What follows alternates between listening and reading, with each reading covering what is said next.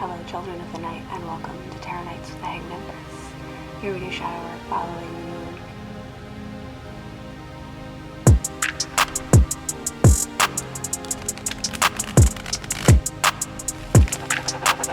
Yo, VI, play the beat.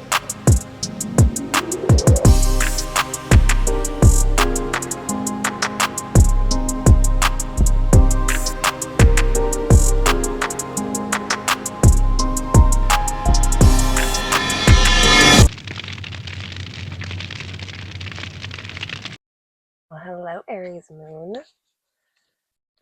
You can do this. We can do this. I know we keep trying. I know we've tried all 9 swords, all 9 thoughts. There couldn't possibly be another thought left. What could possibly be in my mind now? What's left? Could there be anything? I don't know.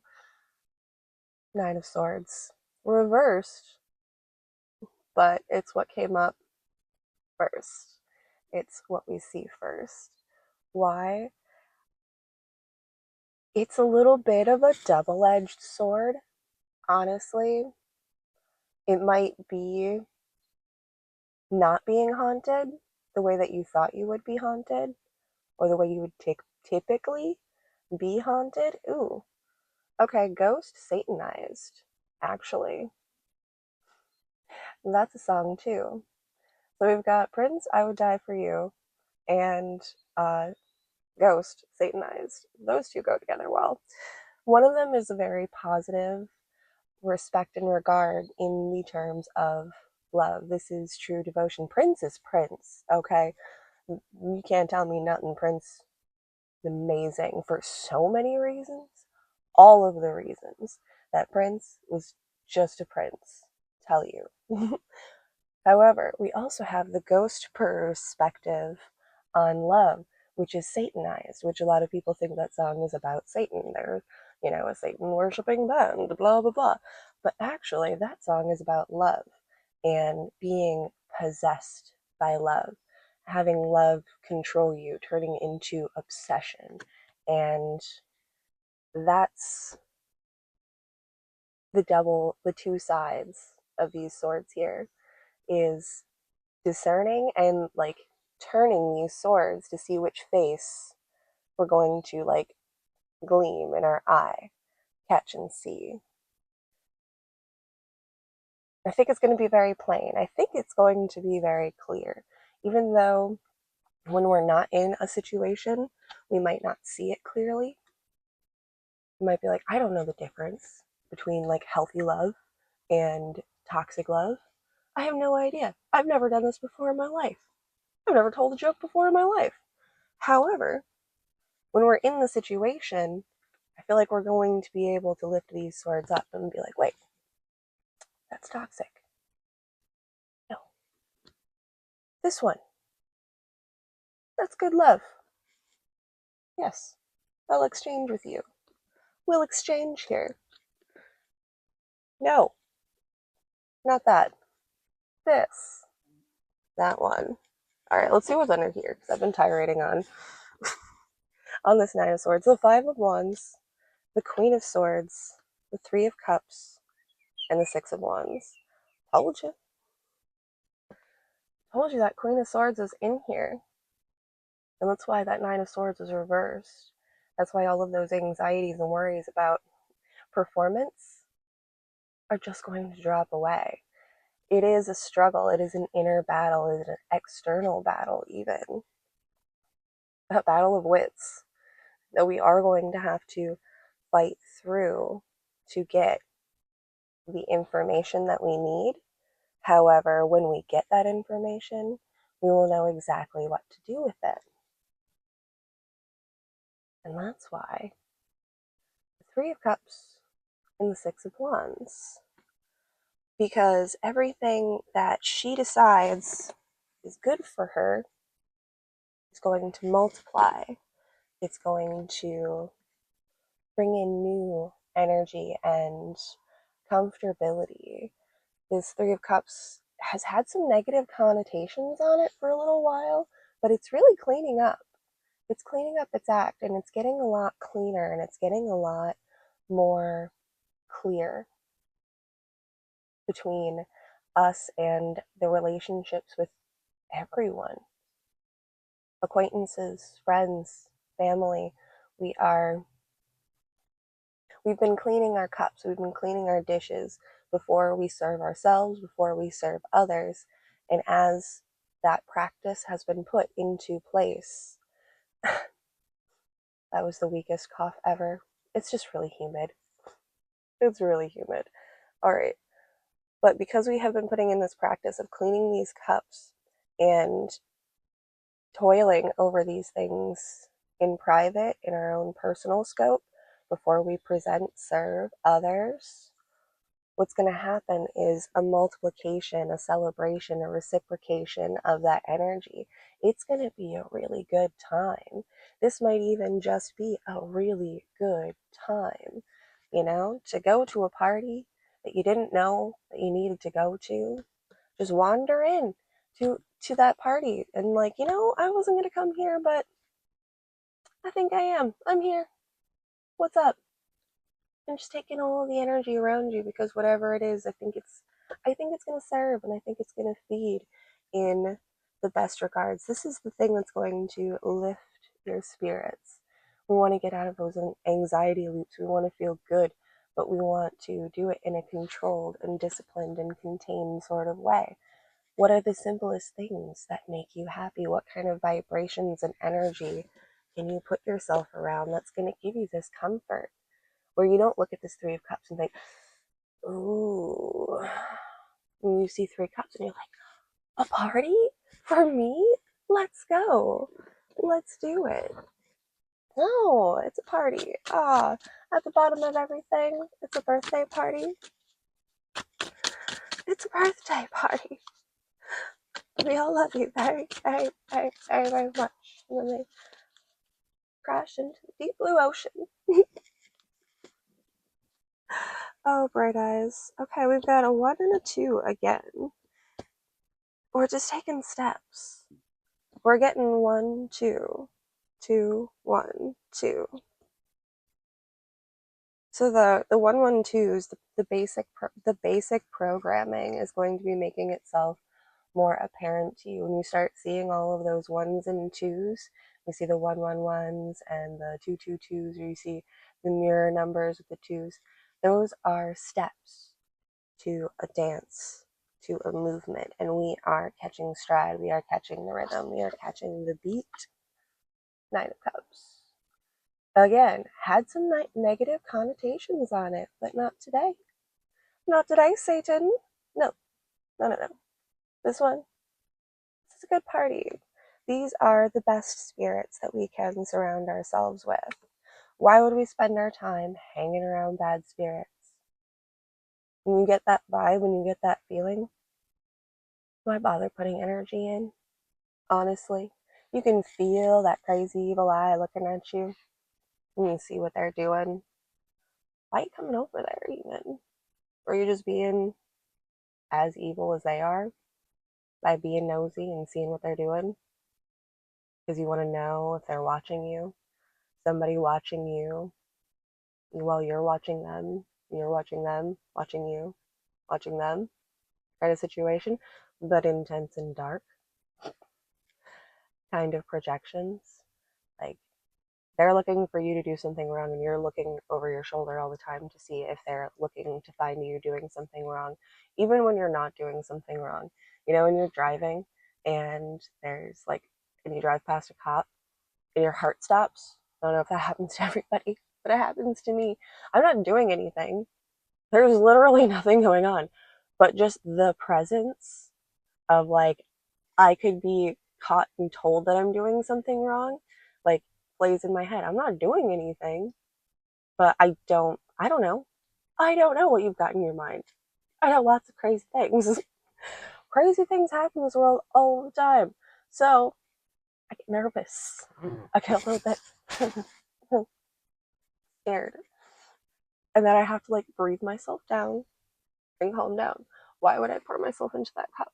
Why would I put myself into a situation like that? Why would I go to the policeman's ball if I feel that way, even though I'm not doing anything wrong. Like, perfectly fine here, guys.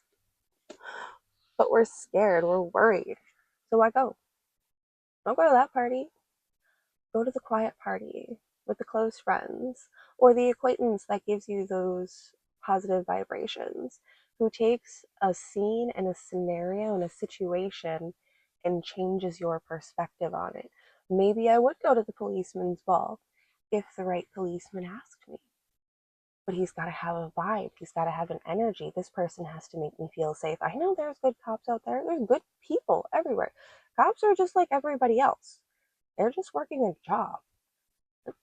People just trying to get through their life and pay their bills. Some of them are assholes, and some of them are fine. They're okay, just like everybody else. You know what I mean? So having that stigma, like that thought process of like uniform scary or uniform attractive, however that like tide turns for you, like somebody who can change your perspective in the situation for the better is the option and the choice that we want to be surrounding ourselves in. Maybe I wouldn't go here. Maybe I'd feel really awkward and weird, but you know what? If I'm holding on to your arm and you got me by the waist, I think I'd be okay. I think I'd be fine.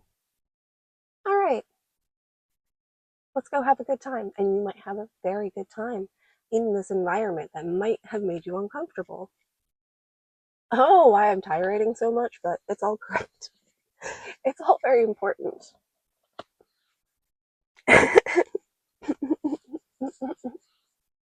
That's why. That's why we had to turn the other two cards. I'm always one step ahead, kids, even when I don't know it. And you might be too. One, two, two, two, one. Let's dance. Temperance and the Lovers. Do you see the pairing, the matchups, the dynamics, the steps that we are taking? Every step that we take into positive waters, every foothold that we have in our own grounding, in our own physical grounding in this plane of existence, everything that we pour in and out through ourselves is reciprocated and replicated. What starts out as just good energy, good vibes, can grow into something even more dynamic. But we have to go into that big ocean first and swim around and get comfortable and get ourselves aligned and in that vibration where we can actually attract and pull in something that actually matches who we are, who we really are, not just the mask that we put on to protect ourselves, but our actual person. And that's how you find your actual person. I don't know why we're doing a love read, but that was the thing. That was the thing. I don't know if I did that or not, because I had so many start stops of uh, going on. But I've been singing Prince, Die For You, and Revolution by the Beatles, and I hate the Beatles, personally. Gotta tell you, sorry. Huge psyop, hard to listen to. But the song Revolution kept coming in my head, and that's not a bad song. That's not that bad of a song. Of all of them, I think most of their stuff is garbage. Sorry. There's just plenty of other artists out there who are way better. I don't know why they got the attention that they did, other than the fact that it was a psyop. God, I'm sidetracked today. We're all over the place. We need to get our arrowhead Aries in direction and on point. Keeping the score. Who's on score? Who's scoring? Oh, I don't know. Okay, sorry. I mean, it sounded good, whatever it was. I just wasn't sure what it was referring to. So it's for somebody. But the multiplication of those positive energy vibes, the refusal to take that nonsense and let it disturb or disrupt you, having the courage to wield the sword and cause actual karmic separation between those toxic energies so that you can swim free in the ocean and catch these cups, catch these waves that are pouring into us. The tide wants to take us out. 14:44 on the counter. I almost never look at the clock, kids. There is foundation and stability out there, and we have to cut ourselves loose so that we can swim freely. Get out of the net. Like a fishnet around our brains. Pulling tighter. Cut free. That 9 of Cups. I don't know why we're still going, but we are. Ace of Swords. High Priestess. The Sun. Strength. Justice and the American Way. Sorry. 3 of Swords. Oh, I made a funny. Okay.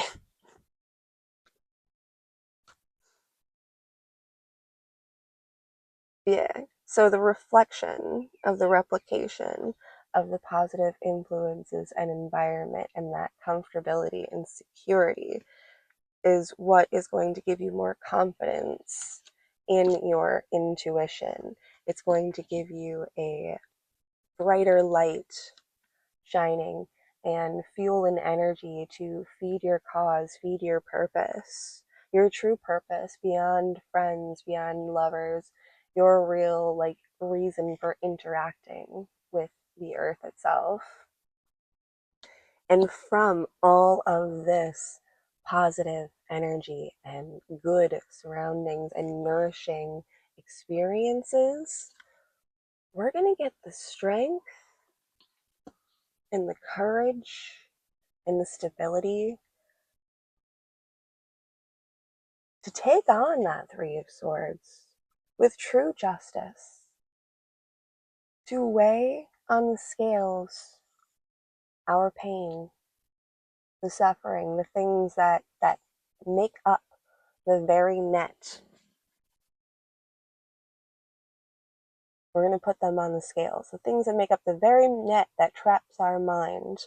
Can't talk. The very thing that traps our minds, we're going to be putting on that scale, and we're going to be weighing it against the jewels, against the gems. What's going to hold more weight in the end? What is going to anchor us down? We can see it from the horizon with a clean eye. Keep applying the process.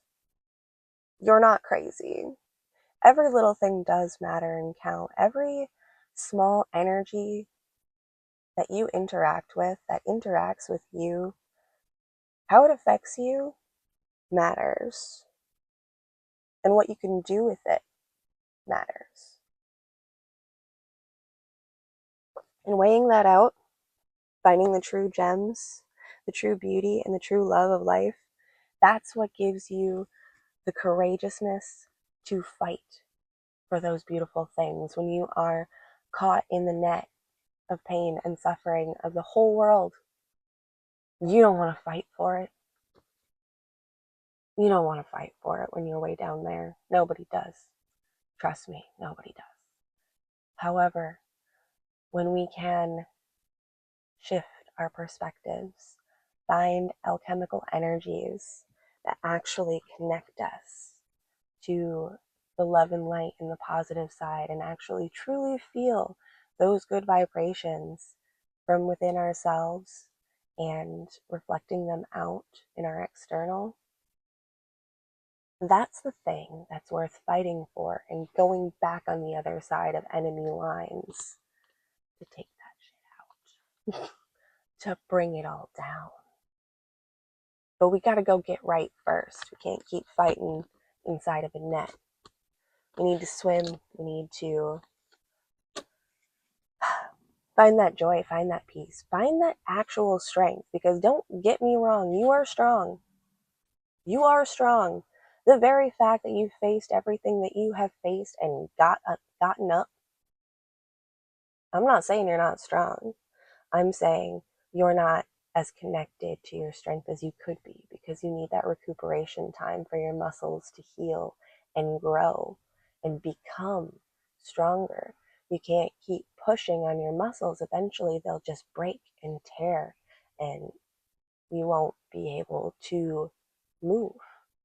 You'll be helpless in those situations. How many times have we found ourselves fighting so hard that we end up helpless in the situation to the whole thing, and it just comes all the way down on top of us? But every time you do that, what comes out?